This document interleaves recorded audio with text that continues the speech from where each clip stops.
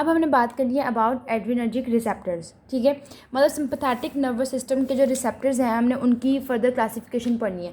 तो adrenergic receptors हमें पता है हमारे पास अल्फा रिसेप्टर्स होते हैं, बीटा रिसेप्टर्स होते हैं, ठीक है।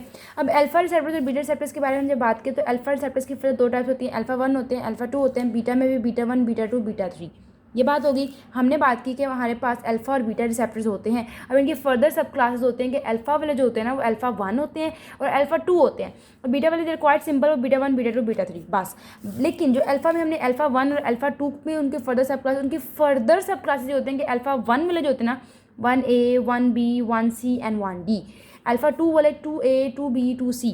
अभी मैं क्या बात कर रही हूँ, मैं ये कह रही हूँ कि आपके पास अल्फा रिसेप्टर से अल्फा रिसेप्टर्स की फर्दर टाइप्स निकल आई, अल्फा 1, अल्फा 2, और 1 ने आगे further alpha 1A, 1B, 1C, 1D, 2 वाले में 2A, 2B एंड 2C, मतलब उनकी टाइप्स की फर्दर सब टाइप्स हो गई हैं, ठीक है। 1 के 1A, 1B, 1 से 1D, 2 का 2A, 2B, 2C, ठीक है। तो इस तरह हमारे पास ये क्या होगी, क्लासिफिकेशन होगी एड्रेनर्जिक रिसेप्टर्स की।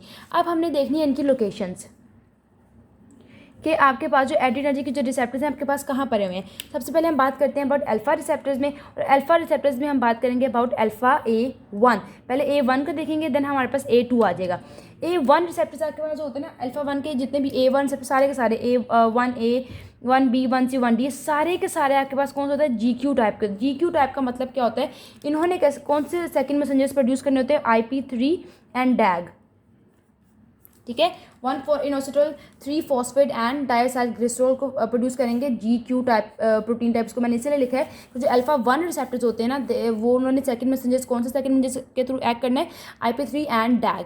ये बात होगी। हम किसके बारे में बात करें, अल्फा रिसेप्टर्स, अल्फा में फर्दर A1, ठीक हो गया। अब A1 रिसेप्टर्स को हमने ये बता दिया। अब A1 रिसेप्टर्स हमारे पास post synaptic membranes of the effector organs, आपके पास जो इफेक्टर ऑर्गन्स हैं बॉडी में उनके ऊपर जो ज़ाहिर जो इफेक्टर ऑर्गन्स की मेम्ब्रेन्स को हम पोस्ट सिनेप्टिक ही कहते हैं, वहाँ पे प्रेजेंट होते हैं ये, ठीक है। अब आपके पास सबसे पहले हम जनरलाइज बता दें कि अल्फा 1 रिसेप्टर्स आपके पास GQ टाइप के होते हैं और आपके पास पोस्ट सिनेप्टिक मेम्ब्रेन्स में पड़े हुए हैं। अब हमने अल्फा 1 रिसेप्टर्स की जो फर्दर सब टाइप्स होते हैं अल्फा 1A एंड 1B को डिस्कस करना है, ठीक है।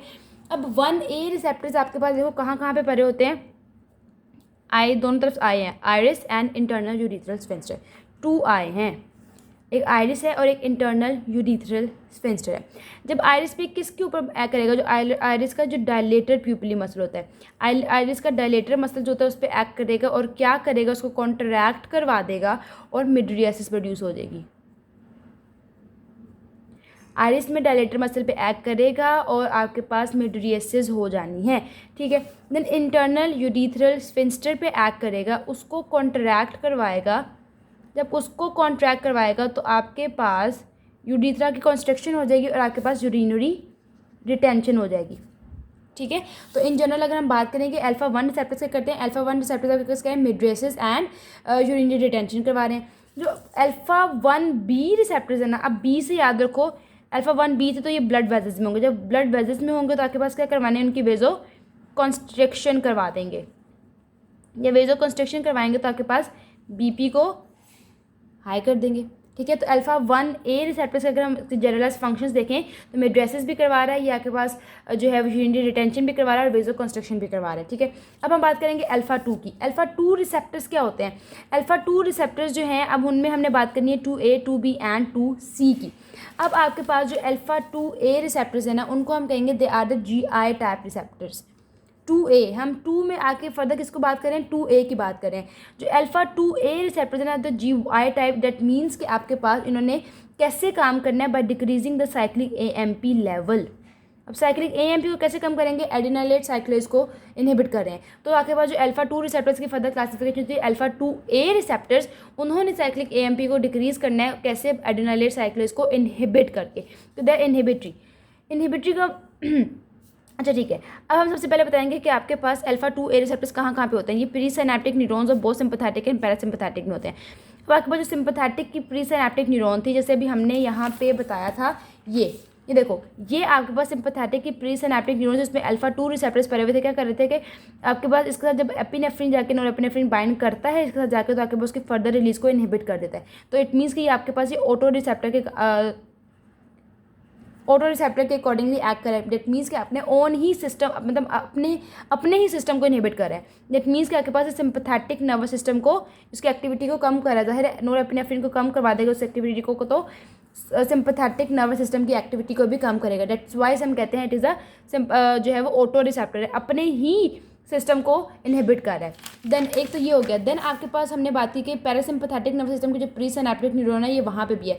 सपोज आपके पास पैरासिम्पैथेटिक नर्वस सिस्टम है, उसके प्री सिनैप्टिक न्यूरॉन पे इसके रिसेप्टर्स पर हैं, तो आपके पास कहीं और से भी जब ये रिलीज होगा, ठीक है, जब सपोज नोरेपिनेफ्रिन है वो आपके पास सेक्रीट हुई है नोरप्रीसेप्टिक न्यूरॉन से, जो आपके पास होती है प्री सिनैप्टिक न्यूरॉन से, जो आपके पास एपिनेफ्रिन आएगी अल्फा 2 रिसेप्टर्स पे बाइंड करेगी। जब अल्फा 2 रिसेप्टर्स पे बाइंड करती है आपके पास, तो ये वाली जो आपके पैरासिम्पैथेटिक न्यूरॉन है ये इनहिबिट हो जाएगी। जब ये इनहिबिट हो जाएगी तो एसिटाइलकोलिन का रिलीज को क्या करवा देगा, डिक्रीज करवा देगी। ठीक है, तो अल्फा 2A रिसेप्टर्स इंडेक्ट अगर हम देखें तो क्या करें, एक तो ये इनहिबिट कर रहे हैं सिंपैथेटिक नर्वस सिस्टम को, प्लस एसिटाइलकोलिन के रिलीज को भी इनहिबिट कर रहे हैं।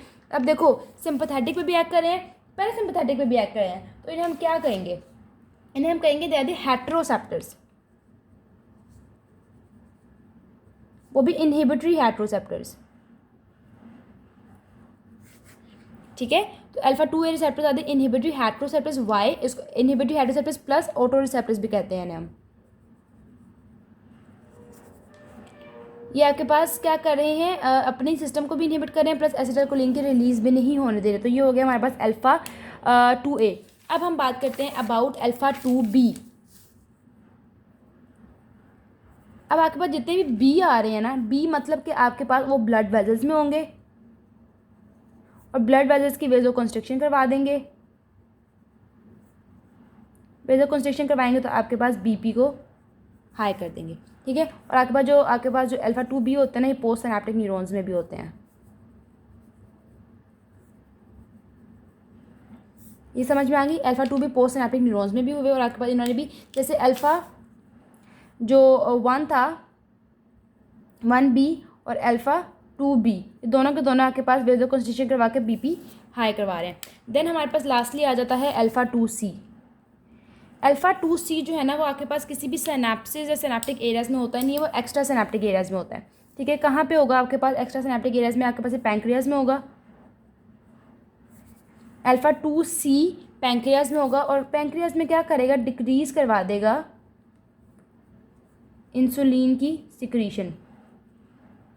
इंसुलिन की सिक्रीशन कम करवा रहा है कौन, अल्फा 2C। जब इंसुलिन की सिक्रीशन कम हो जाएगी तो आपके पास ग्लूकोज की सिक्रीशन क्या होगी, भर जाएगी। जब ग्लूकोज भर जाएगा तो आपके पास क्या भरेगा, ग्लूकागोन भर जाएगा। तो ये आपके पास अल्फा 2C हो गया। तो हम बात करते हैं, अगर इन जनरल में यहाँ पे लिखूँ अल्फा रिसेप्टर्स,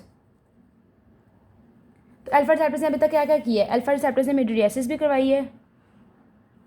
ठीक है, यूरिनरी रिटेंशन भी करवा रहे थे ये लोग, वेजो कंस्ट्रक्शन करवा के आपके पास बीपी भी करवा रहे थे, और आपके पास इंसुलिन की सिक्रीशन भी कम करवा रहे थे, सिंपैथेटिक नर्वस सिस्टम को भी उसकी एक्टिविटी कम करवा रहे थे, एसिटाइलकोलिन की सिक्रीशन भी कम करवा रहे थे। तो ये इन जनरल हम देखें तो ये अल्फा रिसेप्टर्स हमारी बॉडी में ये काम करेंगे। अब हम बात करेंगे अबाउट बीटा रिसेप्टर्स।